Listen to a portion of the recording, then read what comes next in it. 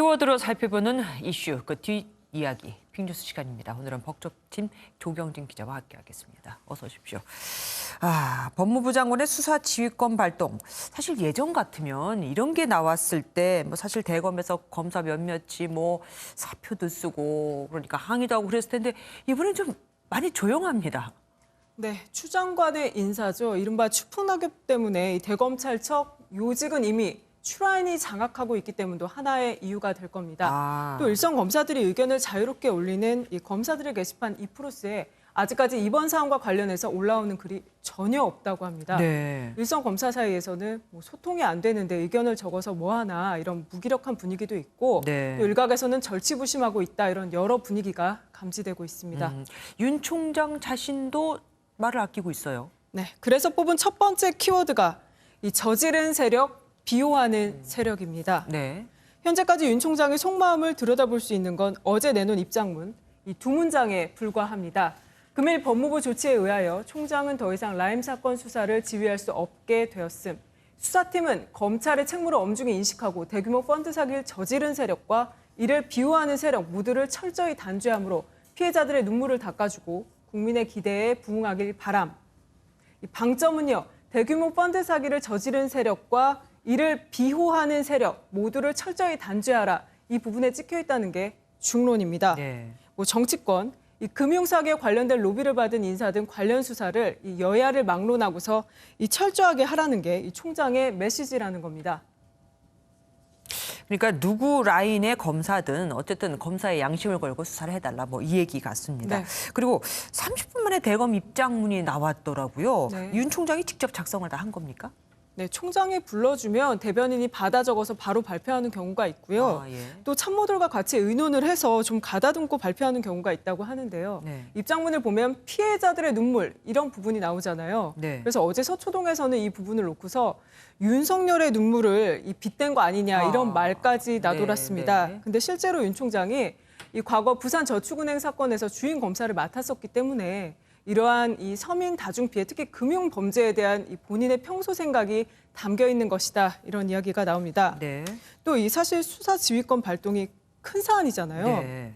근데 이 대검 입장문이 정말 30분 만에 나온 거 보고 예상보다 너무 빨랐다 네네. 이런 이야기가 그러니까요. 나오는데 이거는 라임 관련 수사지휘권 발동이 충분히 예상됐기 때문으로 보여지고 네. 또 일각에서는 또 지휘권 발동했어? 할 테면 해봐. 이런 일종의 무시하는 그러한 기류가 담긴 거 아니겠냐 이런 이야기까지도 나오고 있습니다. 네. 그런데 가족 관련해서 수사지휘권 발동을 한 거는 그 부분에 대해서는 아무 얘기가 없어요.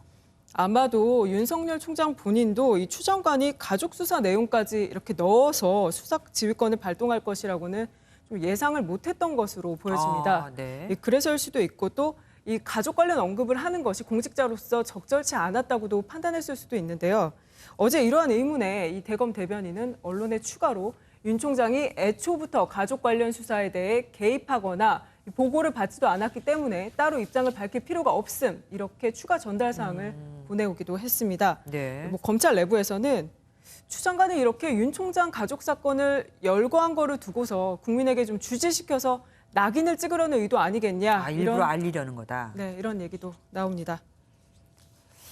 그러다 보니까 윤 총장이 모레 대검찰청 그 국감 있잖아요. 그렇죠. 그때 나와서 무슨 말을 할지도 굉장히 궁금합니다. 네, 그래서 두 번째 키워드를 윤석열의 작심 발언으로 좀 네. 뽑아봤습니다. 공개적으로 그동안의 경과를 설명할 수 있는 이 총장의 임기 중에 유일한 기회다. 마지막 공식적인 자리인 만큼 있는 그대로 하고 싶은 말을 다 하지 않겠느냐.